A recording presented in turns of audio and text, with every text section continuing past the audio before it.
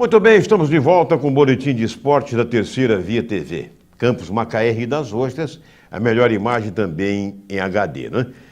A gente manda um abraço para o doutor Cassiano Guiton, abraçando também para o Rubens Leal, o Ronald, enfim, o pessoal todo, Paulo Alves, que não perde um programa, Boletim do Esportes, ele, o Paulinho, junto com Dona Vânia, um abraço muito grande.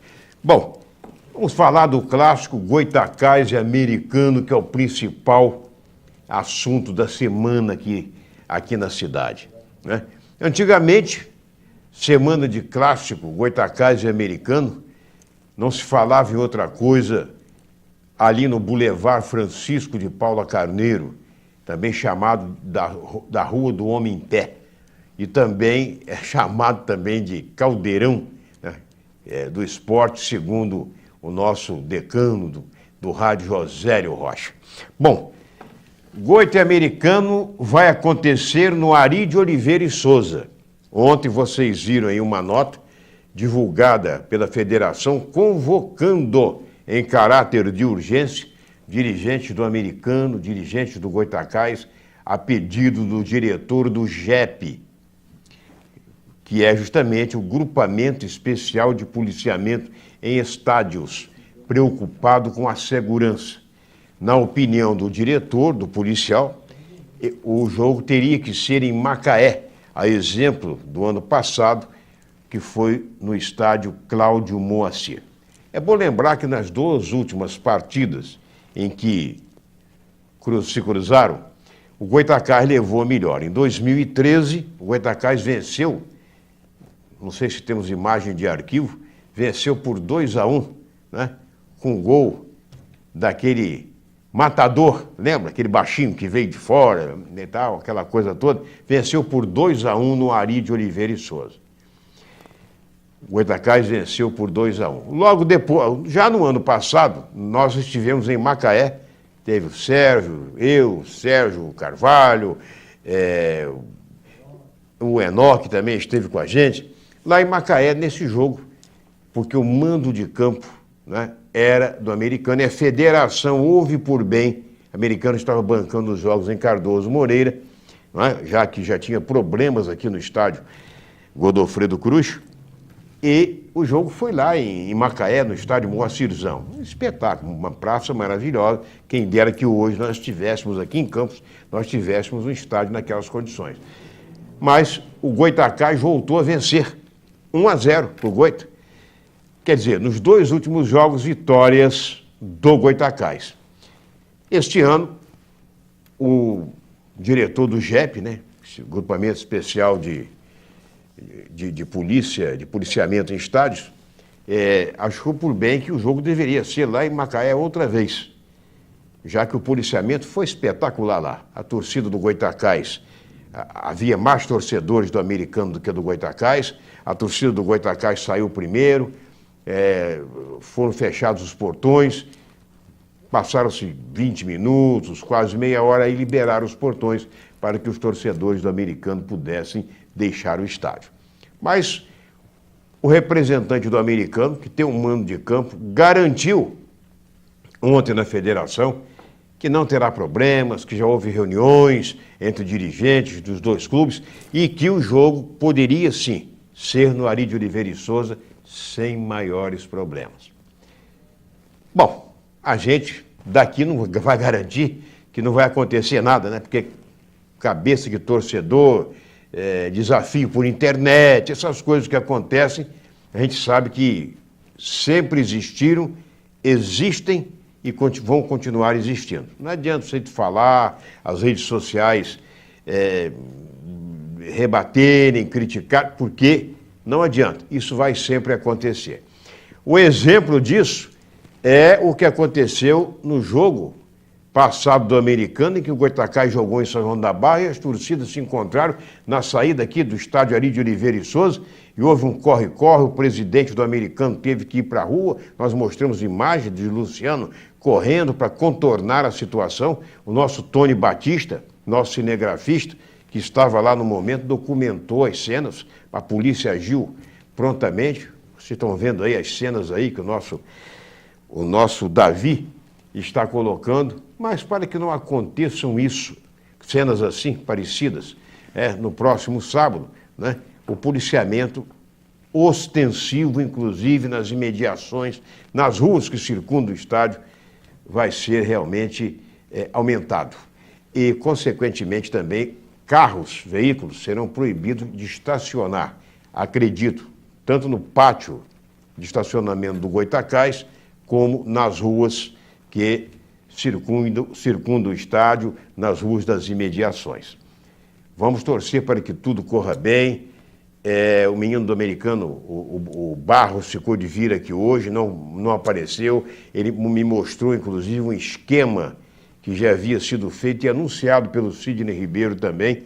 Nós vamos mostrar essa semana o esquema com a torcida do Goytacás, eu repito, nas arquibancadas sociais, ali nas cadeiras do Goytacás, naquele lance de arquibancada anexo que dá para a rua Tenente Coronel Cardoso, que vai da rua do Gás, na rua dos Goytacás, até Tenente Coronel Cardoso, também com torcedores do Goytacás.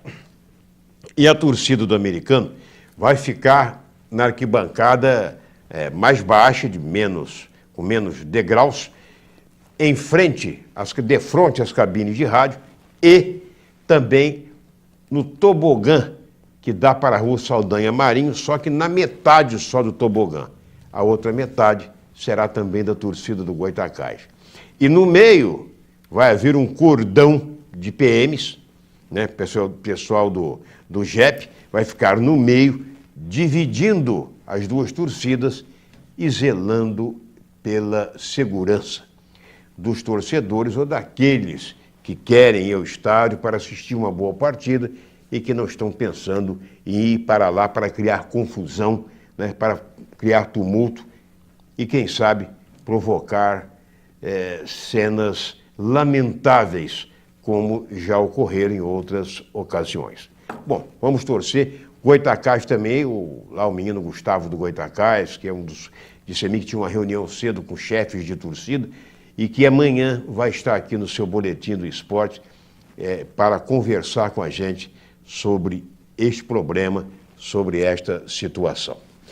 Bom, nós vamos falar sobre o Campus Atlético Associação, não poderia deixar de falar. E falar com muito carinho, porque o time dirigido pelo professor Rafael Soriano, nós anunciamos ontem aqui, nós não temos os gols, 5 gols da partida, Campos 5-0 no Arraial do Cabo, o jogo foi lá mesmo, no estádio de Macaé, lá no Moacirzão, né? O Anderson Manga botando para quebrar, fazendo 2 gols, ele prometeu pelo menos um gol por partida, entrevista aqui ao Terceira Via TV, e nós não podemos deixar de falar no Roxinho. Agora, tudo o que está acontecendo no campus, inclusive,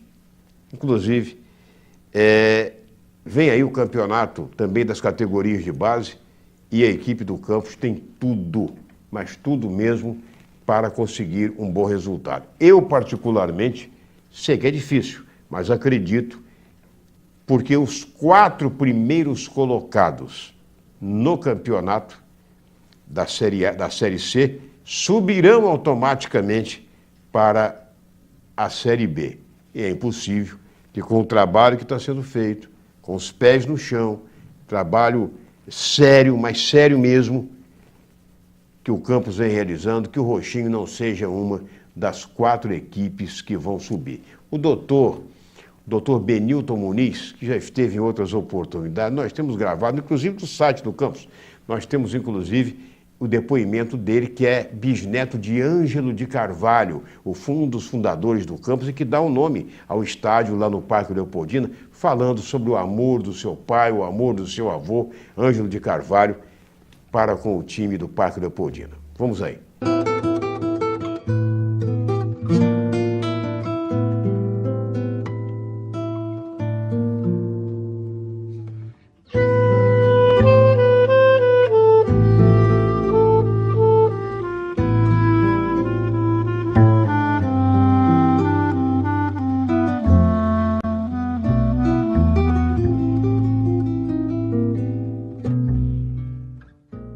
quando pequeno, assim que o meu avô, até já na condição de até presidente mesmo do Campos Atlético Associação, ele querendo implantar esse sentimento de roxinho na família, embora esse sentimento já existia uma vez que nós, né, nossa família foi a fundadora realmente do campus. Eu tenho o privilégio de ser bisneto de Ângelo de Carvalho, né? E meu avô nos levava, nós que éramos netos, éramos pequenininhos, para o campus, para poder assistir os jogos do campus. E nós ficávamos agarrados, ainda naquela época, né, não era quase que nem alambrado, era só uma gradezinha que existia.